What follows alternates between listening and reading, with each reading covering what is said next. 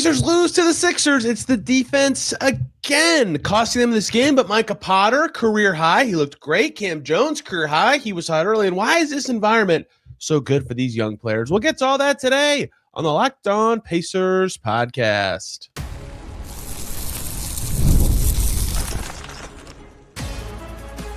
You are Locked On Pacers, your daily Indiana Pacers podcast, part of the Locked On Podcast Network. Your team every day.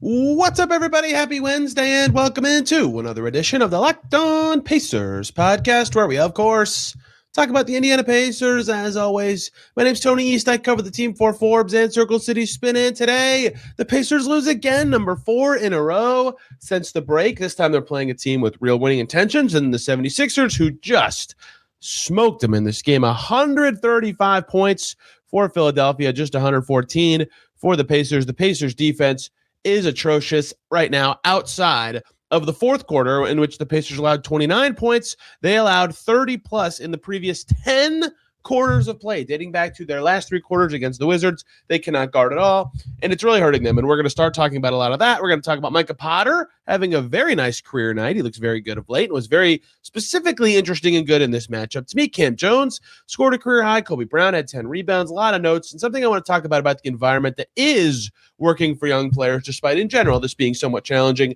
for a lot of them. Look, interesting game because Pacers scored 38 in the first quarter. The offense looked good. Like, the early flow of this game was fascinating. 4 of the Pacers' first 7 made shots in general were threes. They were getting open from deep, and not really the way they normally do. They were just running up the floor. Oh, look, someone's open. Okay, there's Kam Jones hitting 2.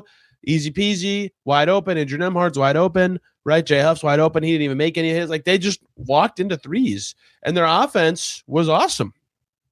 33 points in the first 9 minutes for the Pacers, and this game was just crazy back and forth. There were a bunch of guys jump. Tyrese Maxey jumps the passing lane here. TJ McConnell jumps the passing lane there. Ben Shepherd does it there. So many steals and pick sixes leading to baskets. 14 steals for Philly, 8 for the Pacers, leading to a ton of points in transition. Both teams well over 20 fast break points, right? Early, it was this really high-powered, crazy offensive night. And the way the Sixers are kind of built, especially right now without Paul George, Kelly Oubre is a wing, but they start 2 guards and 2 bigs in a wing. And then off the bench, it's a lot of guards and bigs with very few forward-y dudes, wing forwards. Justin Edwards played 6.5 minutes, right? And that means a lot of the game, depending on how the Sixers made their subs, the Pacers could get away with way more perimeter dudes than you expect, especially without Siakam. They would have very routinely Shepherd, Jones, Nembhard, Brown out there, or Quentin Jackson in there instead. And those groups suit them in a game like that, where the ball's going end-to-end a lot and there's a lot of steals and deflections, right? So early, it actually felt pretty good for the Pacers. They could play cohesive units that were working well in this style. They get it into the second quarter. It's 38-30 Pacers, and then splat, they run into the wall. They got absolutely whacked the rest of the game. Sixers were plus 29 across the last 3 quarters, so basically plus 10 per quarter. 17-0 to start the second quarter. That's already a crazy run. It happened in under 3 minutes. It was 38-30 to start the quarter. It was 47-30. Oops, I scrolled the wrong way in the tab. It was 47-30 in favor of Philly. 47-38 with 9:29 to go in the quarter. It took them 2.5 minutes. It was unbelievable. And the Pacers responded with some points, and it was actually within 10 until about the middle of the third quarter when Philly really put it away. But the Pacers imploded after a start that looked like it was going to go their way, even though and the Pacers couldn't miss until really halftime, right? Potter and Jones were on their way to career highs in the first half, and they had their guys in double figures were those two and Ben Shepherd. If those guys are having good nights, you're going to be able to keep up. They were making a bunch of threes. That volume kept them in the game. But then you look up in the third quarter, through 3 quarters, Philadelphia was shooting 71% on 2-point shots. And so this is a familiar story that's happening against Dallas, where the Pacers looked like they were going to have a chance and their defense evaporated. They were beating the Wizards in the fourth quarter. Their defense evaporated.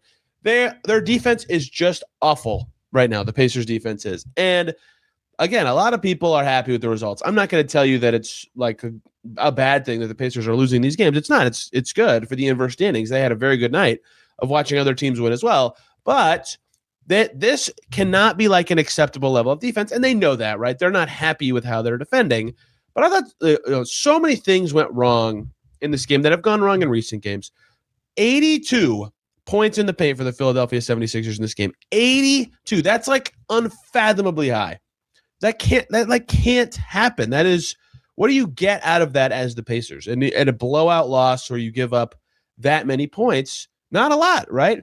And the Wizards just scored 78 in the paint a few nights ago. The Mavs scored over 60. Like, this is a massive problem for the Pacers, the way they're defending them. But they cannot keep players out of the paint. They're not providing enough resistance. Their steals have been good, but Philly, without even shooting well from three, they were 8 of 29 from deep, still shot 58% in this game and made 21 free throws. Like, what are the Pacers getting out of this in terms of their objectives down the stretch, which clearly involve some kind of, learning with lineups and learning about their young guys. And that's all good. They should be doing those things, but it's really not, producing a lot of positive learning so far with how poorly they've been defending.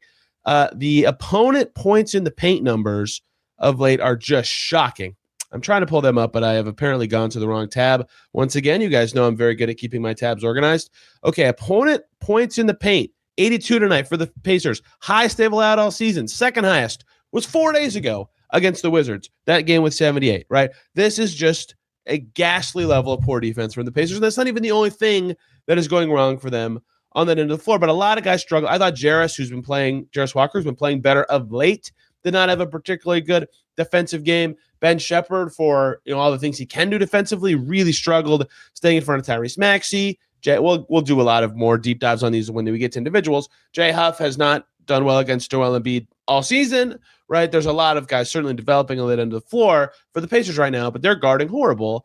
And I thought this was well said by Michael B8 on Blue Sky, who said, these guys it's going to matter at some point really soon. Like, think about the players who played in this game. Ben Shepherd and Jarris Walker, maybe only one of those guys are in the rotation next season, but one of them is going to play maybe both. Jay Huff's going to be in the rotation next year. Andrew Nembhard is going to start next year. TJ McConnell is going to be in the rotation next year. That's 5 at least, maybe more, of the Pacers who played in this game who are almost certainly going to be playing meaningful games where they have to play defense to win in 7 or 8 months. Like not far from now at all. Opening night for next season is probably 8 months from now, right? And that's not even to say what if Kam Jones plays well and he becomes, the fifth guard. Quentin Jackson is certainly projected right now probably to be their fifth guard next season. Micah Potter's their third big. Centers get hurt all the time, right? Micah Potter played pretty well. I'm not trying to pick on him, but just in general, even the guys who aren't maybe projected to be in the Pacers rotation are just right there, right? These guys, their defense is going to matter soon. And if they go into next season, this is the level that should be expected of their defense. Yikes. Because the Zubats trade, I just talked about this yesterday, says there's a chance that the Pacers could be a pretty good defensive team. The foursome, the quartet of Nembhard, Nesmith, Siakam, and Zubats all together could be a great defensive group. Great defensive floor for the Pacers. You spread those guys out with other lineups, maybe things go well. But if the rest of the group is this bad, this poor defensively, it's not going to work. You're going to be the old, and this isn't bad, they made the finals this way, but you're going to be relying on the old Pacers style of score a billion points and have an average defense doing a bunch of games that way. I think they'd like to have more ways to win in the post-Achilles Tyrese Haliburton reality. They have to defend better for that to happen, right? So I'm not disputing that losing does not have positive value to their goals the rest of the season. They're obviously playing lineups that have very rarely played together. This was their 32nd starting lineup this season, right? Brand new. I get that. Guys are being thrust into bigger roles than they've ever played before, or they're guarding better players than they've ever played before. There's a lot of reasons this is happening, but it has to be better than, 2 of your worst points in the paint nights of the season coming 4 days apart, one against a terrible team, and it being the consistent same thing, 10 straight quarters, allowing 30+, 3 straight games, allowing 130+. Even in this environment where the Pacers are currently shifted towards development and winning is less important, which is fine, they have to do something better than this. They have to find a way to guard better than they have, because right now they're getting very, very little out of these games, even for their young guys who are developing. And I think they need to see more on that end of the floor going forward. And they've admitted such. They all are frustrated with the way they're defending. Philly walked right through them. It was like a layup line in the second half. 45 made 2-point shots for the Sixers in this game. That's unbelievable. The Pacers did not even make 45 total shots in the game. You get the gist. the defense has to be better. It's been my first segment after 3 straight games. We'll talk a little bit about it tomorrow with our guest. Looking forward to that. Let's continue here by talking about some individuals, including 2 career highs in the same game. Micah Potter and Kam Jones doing it in much different ways. What did they do? How did they do it? Does it mean anything long-term for the Pacers? That's all coming up here on Locked On Pacers. But first, everybody, we need to talk about FanDuel. Ever wanted to experience the NBA Finals live and in person? It's quite fun. FanDuel is giving you the chance to turn that dream into a reality with their NBA sweepstakes. Here's how it works. Use your profit boost on any NBA future. You will automatically be entered for a shot to win an NBA Finals trip for 2. That's right, flights, tickets, the whole experience. If you're already looking at the board and thinking about which team can make a deep run, this is the perfect time to lock it in. Many people love futures this time of year. Whether it's picking a team to win the championship or grab a conference title, it adds that extra layer of excitement to every single game down the stretch. And now, not only can you make your pick in cash, it could also send you to the finals. Visit FanDuel.com to get started. Use your profit boost on an NBA future and get entered for your chance to win a trip to the NBA Finals. Play your game with FanDuel, the official sports betting partner of the NBA. We are back here on Locked On Pacers. Thanks for making us your first listen today and every single day. Your second listen, Locked On Sixers. I'm sure they're going to be talking about Joel Embiid returning from injury. We will talk about Embiid in a second. And Tyrese Maxey just going crazy with 32 points. That dude can stop from a dead sprint and hit threes and gets to the cup all the time. He's very good. And hey, the Everydayer Club, if you have not heard about it, I met a fan named Zach at the game tonight who's an Everydayer Club member. Very nice person. Zach, great to meet you. You can get Locked On Pacers ad-free as a part of the Everydayer Club, plus members-only Discord access. You can join at the link in the description or the whatever you want to call it down below this episode. And for many of you listening who maybe listen on Spotify all the time, yes, Spotify is jank. For some reason right now, it's not distributing there very well. There is obviously the Everydayer Club feed for subscribers, but there's not a, Locked On Pacers is still free. Without that, it's just not working on Spotify at the moment. They said it'd be fixed soon. Okay, that was a lot of notes. Let's keep going here about this game. 2 career highs in the same game. How about that? That's very easy to focus on and chew right through. Micah Potter is the more dominant of the 2 with 23 points. He had never scored 20 in a game before, and he was really good. The second he came in, and he came in early, J. Huff commits a foul. That was not a good foul on Joel Embiid. 1 foul was enough. They took him out of the game. In comes Micah Potter. And Potter is much more mobile than J. Huff, and is probably the Pacers' most mobile center, period, on this team right now. And let's be clear, nobody on the Pacers roster right now available, Ivica Zubac is their best answer, can guard Joel Embiid. They tried to double him with Zubac. They'll have to do that less. I still think you'll have to double Joel Embiid, even if Zubac is playing, but you can get, closer to not having to. So if you can't guard him at all, right? Embiid, 11 for 17, takes 5 free throws, 27 points. He was a beast. The thing you can do to counter him better, at least, is to make him move defensively, right? Have some mobility with your bigs in the end of the floor. And Potter's mobility was very helpful in that way. He was it wasn't all this, right? He made 3 threes, but it felt like so many of his shots were just very easy routine plays. Screen, roll into space, finish, screen, get into the paint. You have space to make a decision that he just executed perfectly. That Micah Potter popped up and said, hey, here I come, Jarris Walker. A screen. Jarris and him have this awesome chemistry all of a sudden with multiple behind-the-back passes in the last couple games. Nice dump off into the lane. Potter's got a layup. Screen, pass, Potter spinning. There's a basket. Right? That was all very tidy. And that is all just principled basketball because the Pacers aren't a heavy. They run pick and rolls. Every team runs pick and rolls.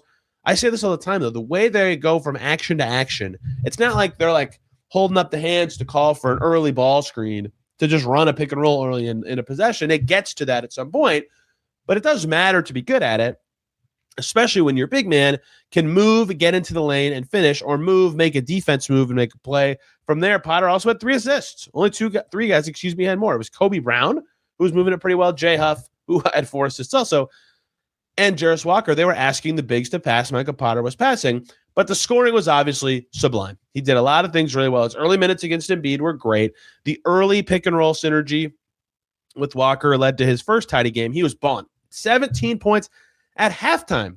His career high is 19 entering the game.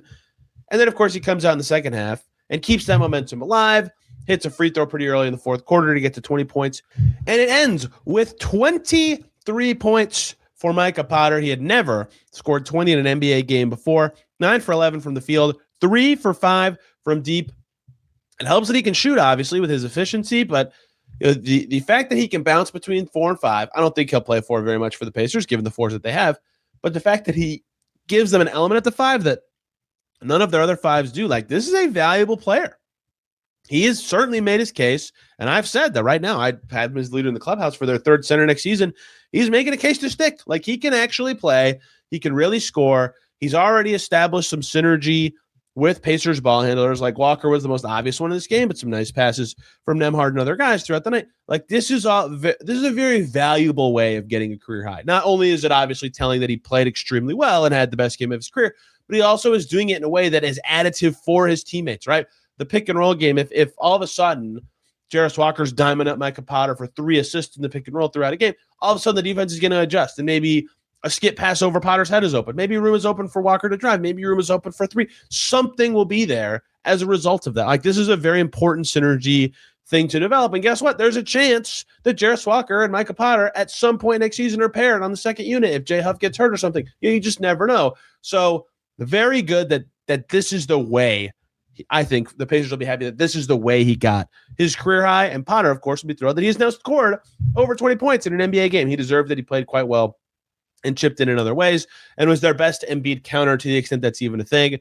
Huff struggled a little bit in this game. We will get to him. The other career high for the Pacers, Kam Jones. All right. A different little way. His previous career high was 12. He gets to 13. The Pacers won. Kam Jones, he played 29 and a half minutes. They won those minutes by 10 points. I think there was just a little bit of luck about when he was on the floor. I don't think he played like so exceptionally well that he deserved like plus 10, but he did play well in the game. I'm going to tell you that 13 points, it's career high. It matters a great deal. Is not even, to me, the best stat for him in this game. That number is 0. That's his number of turnovers. That has to be a big focus for him. He had 6 turnovers against Washington 2 games ago, right? And he hasn't had 0 turnovers in a game since they played the Knicks before the break. As he continues to get more chances and is asked to create more, I'm not saying he had a perfect game. It really matters he can do that. He dominated to open this game. Pacers' first 8 points. Kam Jones, corner 3 here. Side 3, that's not even a word, whatever. There, gets inside the lane, right? He was wiggling into these shots early. He only scored 5 points the rest of the game, but the variety was nice. He ends up 5 for 11 from the field with 3 threes, 6 rebounds 3 times. He played pretty well. Of course, he's adding every night. I think that he just feels more confident and breathy, like he's not, as afraid of mistakes. I talked to Taylor Peter about that in DC. I'll get to that in a second because I think that's what I want to talk about with the young guys is related to Kam Jones' good game. So he had a lot of times in this game, not a lot. He had a few times in this game that, something I've mentioned way too much about Kam Jones. I like that he takes space. When there's space in front of him or space to his side, when he can go left with the ball, he will dribble the ball into that space and make the defense react to what he could do from there, pass, take a float or whatever. In this game, he had a few, there was no space, and he was trying to create it by beating a guy that just nothing happened, right? This was one of the things that Ben Mathurin, he did a lot of really good things, to be clear, with the ball, would do sometimes that I just never understood, is he would do a dribble package and then just get off the ball. Like, you just wasted 3 seconds of a possession. Kam Jones had a few of those in this game where I felt like he was trying to create something, couldn't do it. Pacers get no gain from that. He doesn't get downhill. Like, he has to clean that up. He either has to create an advantage or just keep it moving and get off of it. But the scoring was good. The reads were nice. No turnovers is great. So he clearly, to him, defensive growth is needed.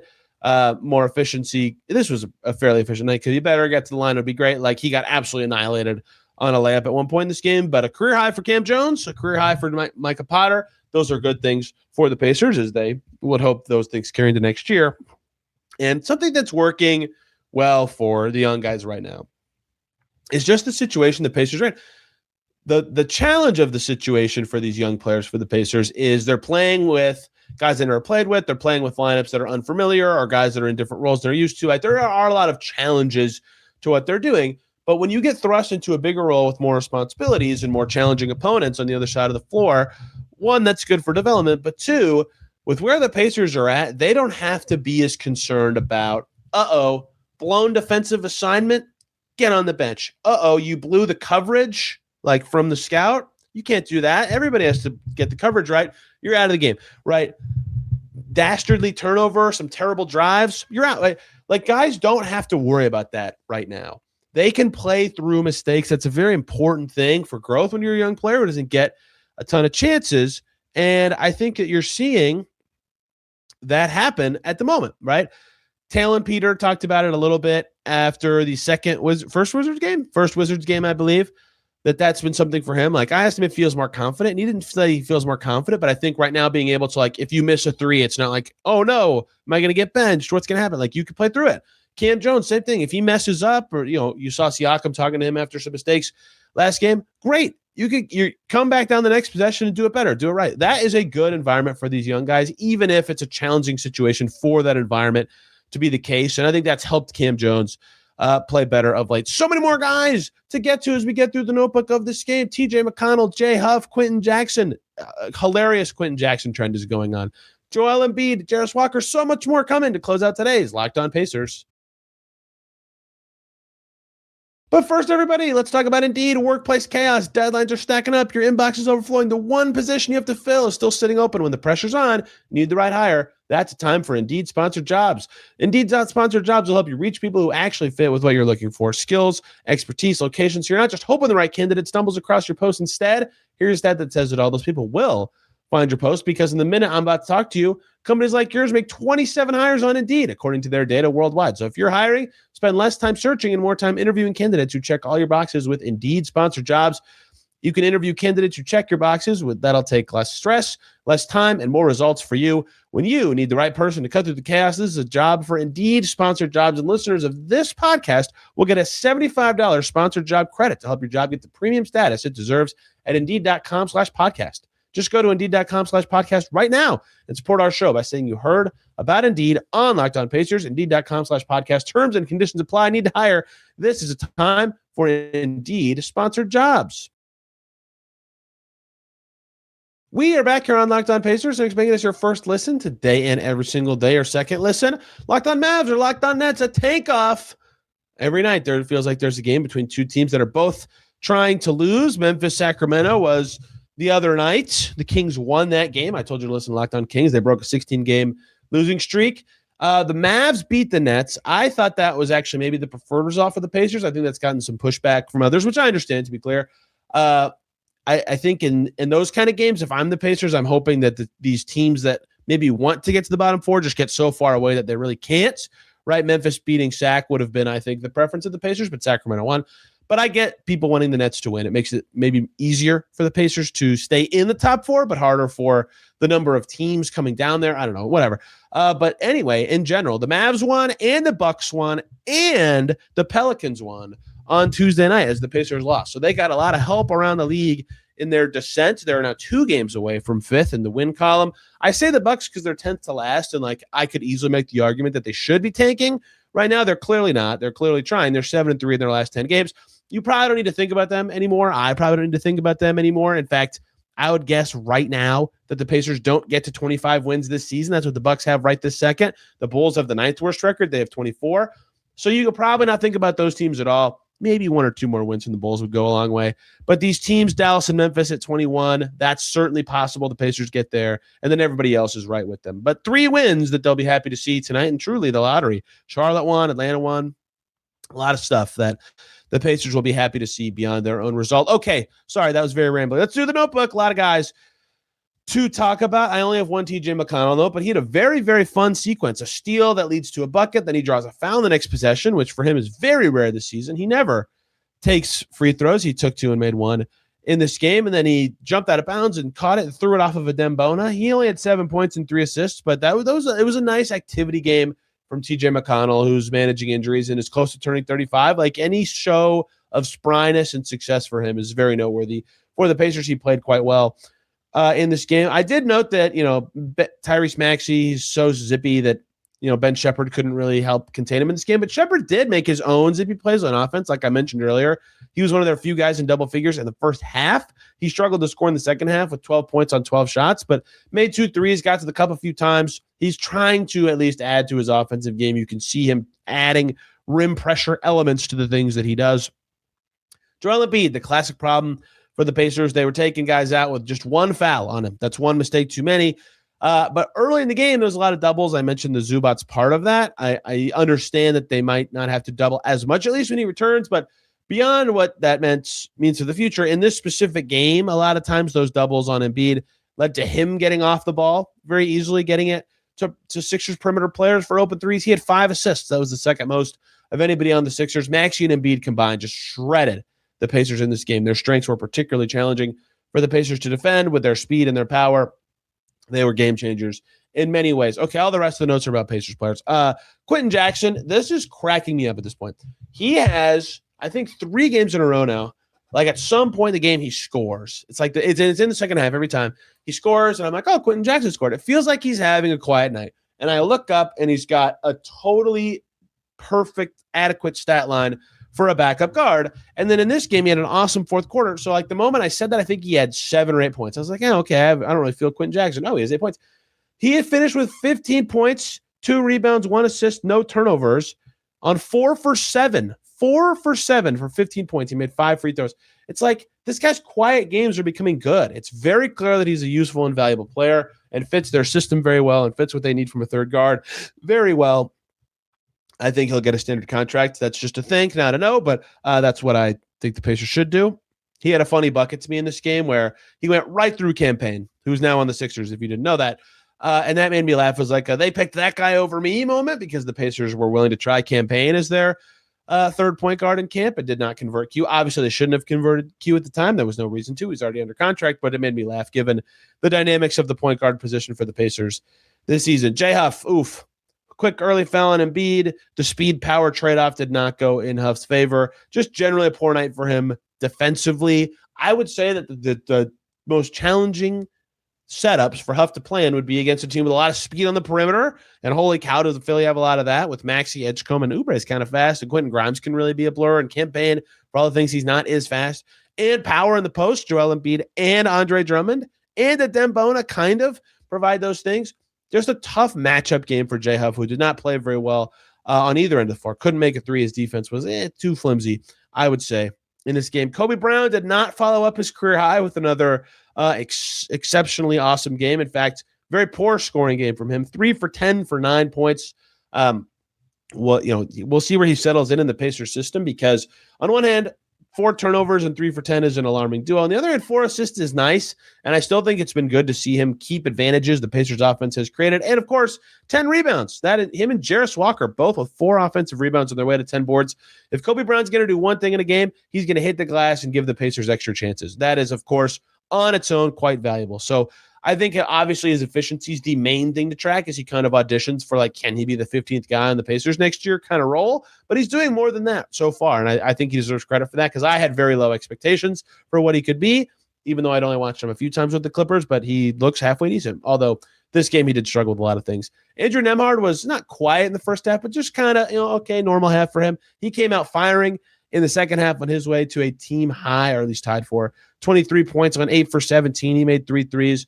I don't know if he needed is the right thing, but it's been interesting to see him in this environment where a lot of his better teammates are sitting on the bench, trying to still be the lead initiator, get everybody else going. And, he sees way more attention from defenses when he gets in the lane. Seeing him have a really baller game in this environment after, they had their Siakam played in their last game was at least telling that he can still be the Pacers' best player, even without a lot of those other guys available. His aggression was where I thought it needed to be in the second half, especially. Last guy, Jarris Walker. He had a right wing play in the fourth quarter, and he catches it, and he quickly glances to see if he can shoot because he's kind of open, and then he realizes there's a bunch of space in front of him, and he drives into the cup or drives towards the cup, and he draws in a defender, and he makes a pass. I don't even think the Pacers scored, but he just very quickly processed all of that, and I was like, that's it. That's what they need Jarris Walker to be. An advantage is created. He has space to shoot. And that's what I always say. He makes quick decisions when he doesn't think he can shoot. But when he does, sometimes he pauses and thinks, should I shoot? Should I move it? That was something he doesn't do a lot, is that in between on that exact play. He really struggled with the shooting in this game. 3 for 13, 0 for 5 from deep on his way to 8 points. I thought his defense was a little flimsy as well, but 10 rebounds and 6 assists is good. He keeps finding ways to contribute even when other things is not going his way. Some ugly turnovers from him in this game. So kind of a weird one where some stats were productive, some were very loudly poor. You can kind of assess it however you want. He had a lot that did and did not go well in this game. And that is Pacers-Sixers. Next up is Pacers-Hornets, who are very good now. On Thursday, in between, we'll have a guest. Jake Query's going to join us tomorrow to talk about the Pacers' struggling defense and their current situation. For example, Rick Carlisle Talked about the fine. The NBA put out a statement about Rick Carlisle's thoughts about the fine. Johnny Furphy had surgery. Lots to get to with Jake Query tomorrow, and then right back to games. Thank you all so much for listening today. You can find me on social media at Tony R. East and this podcast at Locked On Pacers. Back tomorrow talking more Pacers. Telling everybody have a wonderful day.